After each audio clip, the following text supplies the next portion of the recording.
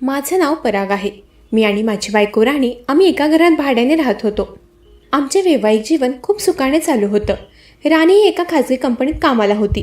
आमच्या लग्नाला नुकतेच 2 वर्ष झाले होते. सर्व काही सुरळीत चालू होतं. नेमका अचानक एक दिवस ऑफिसवरून येताना माझा अपघात झाला. अपघात इतका भयानक होता की माझ्या पायाला गंभीर दुखापत झाली. पायाच्या जखमा अशा होत्या की त्यामुळे मला पुढील काही महिने चालता येणं शक्य नव्हतं. जवळपास महिनाभर माझ्यावर हॉस्पिटलमध्ये उपचार झाले आणि मला डिस्चार्ज मिळाला.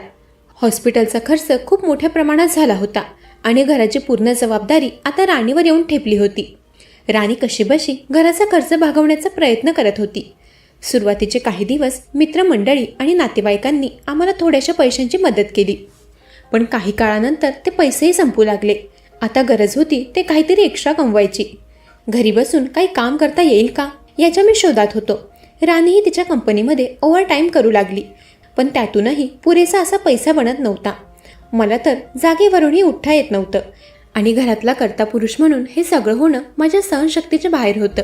बिचारी राणी घरासाठी खूप कष्ट करत होती. ती उशिरापर्यंत तिच्या कंपनीत काम करायची आणि घरी यायची. तिचे हाल बघून मला तिची खूपच कीव यायची. मला तिचे हे कष्ट बघवत नव्हते. या वातावरणामध्येच आमच्यासोबत असं काही घडलं की त्याने आमच्या पायाखालची जमीनच सरकली. सुट्टीचा दिवस होता आणि मी बसून बातम्या बघत होतो. तेवढ्यातच कोरोना महामारीमुळे लॉकडाऊनची घोषणा झाली. आता आपल्या घराचं काय होणार आणि आपण या परिस्थितीत कसं जगणार याचाच विचार करत असताना राणीला तिच्या कंपनीतून फोन आला. राणीला सांगितलं गेलं की तुम्ही उद्यापासून कामावर येऊ नका, कारण कोरोनामुळे कंपनी बंद होणार आहे आणि कंपनी बंद असल्यामुळे आम्ही तुम्हाला पगार देऊ शकत नाही. आम्हाला धक्क्यावर धक्के बसतच चालले होते. राणीने तर डोक्यालाच हात लावला. होणाऱ्या या सगळ्या घटना खूपच भीतीदायक आणि थरारक होत्या. आमच्या तोंडचं पाणीच पळालं होतं. आम्ही चर्चा करू लागलो की आता घर खर्च कसा भागवायचा. होती नव्हती ती एक नोकरी, तीही गेली. पुढचा काळ आमच्यासाठी खूपच कठीण होणार होता हे आम्हाला स्पष्टपणे दिसत होतं. माझीही अशी अवस्था होती. आधीच घरात पैसा नव्हता आणि माझ्या उपचारासाठीही पैसे लागत होते. आता पैशांची जमवाजमव कशी करायची आणि घर खर्च कसा करायचा या विचारात आम्ही बसलो होतो. तेवढ्यातच आमच्या घरी घरमालक हरिलाल आले. हरिलाल हे खूप श्रीमंत सद्गृहस्थ होते. नेहमीप्रमाणे महिन्याचे घर भाडे मागण्याकरता ते आमच्या घरी आले होते. ते आल्याचे पाहून आमच्या दोघांच्या कपाळावर आठ्यांचे जाळे विणले गेले. कदाचित त्यांनी ओळखले होते. आमचे असे चेहरे पाहून त्यांनी विचारले, काय रे पराग, काय झालं? अरे टेन्शन नको घेऊस, मी काय भाडे मागायला नाही, तर तुझी तब्येतीची विचारपूस करण्यासाठी आलो आहे. मला माहिती आहे की अपघातातील उपचारामध्ये तुझा खूप खर्च झाला असेल, त्यामुळे तू घरभाडे थोडे उशिरा दिले तरी चालेल. आणि असंही राणी सगळा घराचा खर्च ओढते हे मला माहिती आहे. अशा परिस्थितीत मी साथ देणार नाही तर कोण देणार? हरिलालजींनी राणीकडे बघून तिला विचारले, राणी तुझं काम तर व्यवस्थित चालू आहे ना? त्यावर राणीने फक्त होकारार्थी मान हलवली. ती म्हणाली, हो काम चालू आहे, पण काही दिवस कंपनी बंद राहणार आहे. हरिलाल म्हणाले, ठीक आहे, काही चिंता करू नका. जोपर्यंत लॉकडाऊन आहे तोपर्यंत तुम्ही मला भाडं नाही दिलं तरी चालेल. हरिलालचं हे बोलणं ऐकून मला असं वाटत होतं की हरिलालच्या रूपात जणू आम्हाला देवच भेटला आहे. आता मी कसेबसे घर चालवत होतो. आमच्या सेव्हिंगही आता संपत चालल्या होत्या. या काळात हरिलालचं आमच्या घरी येणं थोडं वाढलं होतं. हरिलाल घरी यायचा, माझ्या तब्येतीची विचारपूस करायचा आणि आमच्यासोबत गप्पा मारत बसायचा. काही दिवस चांगले गेले, पण हळूहळू माझ्या लक्षात येऊ लागलं की हरिलाल आता थोडा वेगळा वागत होता. तो आता माझ्या तब्येतीविषयी कमी पण राणीच्या बाबतीत जास्त विचारायचा आणि तिच्याशीच बोलायचा. पण मला असे वाटले की कदाचित मी चुकीचा विचार करत असेल, कारण ते घरमालक असूनही त्यांनी आम्हाला काही दिवस भाड्यामध्ये सूट दिली होती. त्यामुळे मी या विचारांना बाजूला सारले. जवळपास 1.5 ते 2 महिन्यांनी लॉकडाऊनचा कालावधी पुन्हा वाढवण्यात आला. आता मात्र सगळं अवघड वाटू लागलं. आमची खूप बिकट परिस्थिती झाली होती. आता घर खर्च चालवणंही मुश्किल होऊन बसलं होतं. एक दिवस हरिलाल आमच्या घरी आला आणि त्याने घर भाडे मागितले.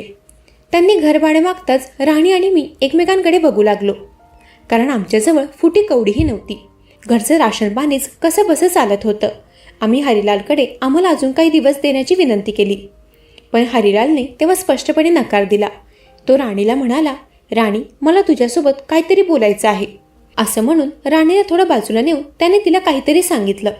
त्यावर राणीने होकार दिला मी विचारलं असता राणीने मला सांगितलं की ते आपलं घर भाडं माफ करणार आहेत, पण त्याच्यासाठी एक अट आहे. त्यांची इच्छा आहे की मी त्यांच्यासाठी काम करावं. हरिलालच्या बऱ्याचशा कंपन्या होत्या. मला खूप आनंद झाला. देवाकृपेने राणीला आता परत नोकरी मिळाली होती आणि आपलं घर परत सुरळीत चालणार या विचारात मी गुंतलो होतो. दुसऱ्याच दिवशी हरिलाल येऊन राणीला घेऊन गेले.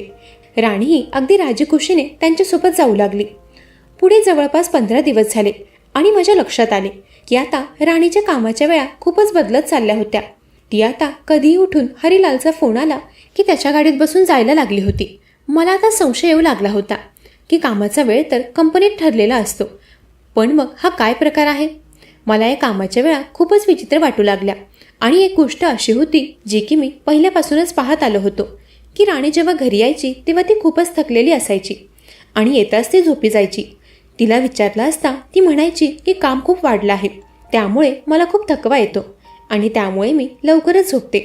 एकदा तर असं झालं की राणी दरवाजातच चक्कर येऊन पडली. आता माझ्या प्रकृतीतही थोडा थोडा बदल होत होता. मला आता थोडं चालता येऊ लागलं होतं. मला ही गोष्ट खूप खटकू लागली होती.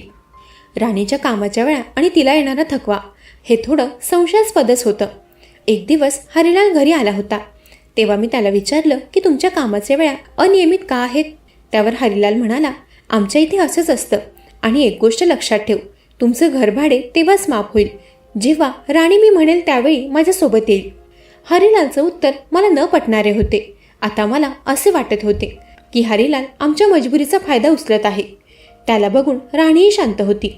या सर्व प्रकारावरून एक गोष्ट तर नक्की होती की हरिलाल राणीसोबत नक्कीच काहीतरी चुकीचं करत आहे.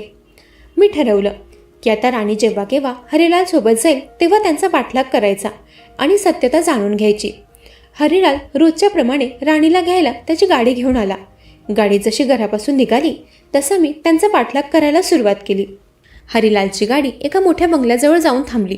हा माझ्यासाठी एक मोठा धक्काच होता, कारण मला वाटलं होतं की राणी तर कंपनीत जाते, पण हरिलाल तिला बंगल्यात घेऊन गेला होता. माझ्या पायाखालची जमीनच सरकली होती. माझा चेहरा रागाने लाल झाला होता. मी त्या बंगल्याजवळ जाऊन काणूसा घेण्याचा प्रयत्न केला, पण आतून कोणताही आवाज येत नव्हता. पण हे असं रोजच घडत होतं का, हे मला जाणून घ्यायचं होतं. काही दिवस असंच त्या गाडीचा पाठलाग केल्यावर मला समजलं की हरिलाल राणीला कुठल्याही कंपनीत न नेता त्याच बंगल्यावर नेत आहे. आता मला यामागील सत्य जाणून घ्यायचं होतं. राणीही मला धोका देत होती, कारण ती कुठे जाते आणि काय करते हे तिने मला अजूनपर्यंत सांगितलं नव्हतं. आज मी ठरवलं होतं की राणीच्या मागे जाऊन त्या बंगल्यामध्ये घुसून बघायचं की नेमकं यांचे प्रकार काय चालू आहेत. नेहमीप्रमाणे मी पाठलाग करत त्या बंगल्याजवळ पोहोचलो. ते दोघेही आत गेले. त्यांच्या पाठोपाठ मी पण त्या बंगल्यात शिरलो. बंगल्यात आत जाताच मला एका स्त्रीचा विव्हळण्याचा आवाज आला. तो आवाज ऐकून माझी हालत खराब झाली होती. त्या दिशेने मी पळत सुटलो आणि मी बंगल्याच्या वरच्या मजल्यावर थांबलो. ज्या खोलीतून आवाज येत होता त्या खोलीतून हरिलाल बाहेर आला. मला माझा राग अनावर झाला नाही आणि मी हरिलालच्या अंगावर धावून गेलो. मी त्याच्यावर हात उचलणारच तेवढ्यात एक तरुण मुलगी त्या रूममधून पळतच बाहेर आली आणि तिच्या मागे राणीही पळत आली. राणी मला आवरतच म्हणाली, अहो हे काय करताय तुम्ही? तिथले चित्र पाहून मी एकंदरीतच संभ्रमात पडलो होतो, कारण हरिलाल त्या ठिकाणी नेमका काय करत होता. मी या गोष्टीचा जाब विचारला तेव्हा हरिलाल मला त्या रूममध्ये घेऊन गेला. ती रूम कमी आणि हॉस्पिटलचं ICU दिसत होतं. तिथे अतिशय वृद्ध स्त्री बेडवर पडून होती. हरिलाल म्हणाला, ही माझी आई आहे आणि इथे तिची काळजी घ्यायला कोणीच नाहीये आणि जी मुलगी तू बाहेर पाहिलीस ती माझी मुलगी आहे आणि ती मनोरुग्ण आहे. माझ्या आईची काळजी घ्यायला कोणीही नव्हतं आणि माझी मुलगीही तरुण होत होती, त्यामुळे तिची काळजी घेणं आणि तिच्यावर लक्ष देणं मला आता जमत नव्हतं. त्यामुळे मला एका स्त्रीची गरज होती. मी अनेक बायकांना याबद्दल विचारलं, पण त्या हे काम करण्यासाठी तयार नव्हत्या. राणीला मी पहिल्यापासून पाहिलं होतं की राणी अतिशय प्रेमळ आणि गुणी आहे, हे मला माहिती होतं आणि तुम्हालाही पैशांची गरज होती. त्यामुळे हे काम राणीला द्यायचं मी ठरवलं. राणी माझ्या आईची आणि मुलीची खूप छान काळजी घेते. माझ्या मुलीला तर तिचा लळा लागला आहे. मनोरुग्ण असल्याने तिच्याकडे सतत कोणीतरी लक्ष देण्यासाठी हवं असतं. त्यामुळेच तिला त्रास व्हायला लागला की मी राणीला इकडे घेऊन यायचो, जेणेकरून तिची मानसिक स्थिती चांगली राहील आणि ती या आजारातून लवकर बरी होईल. हे सगळं ऐकून माझं मन शांत झालं होतं. मी थोडा वेळ काहीच बोललो नाही आणि मी हरिलालची माफी मागितली की मी त्यांच्या अंगावर धावून गेलो. हरिलालनेही मला मोठ्या मनाने माफ केले, काही दिवसातच वातावरण पुन्हा सुरळीत झाले.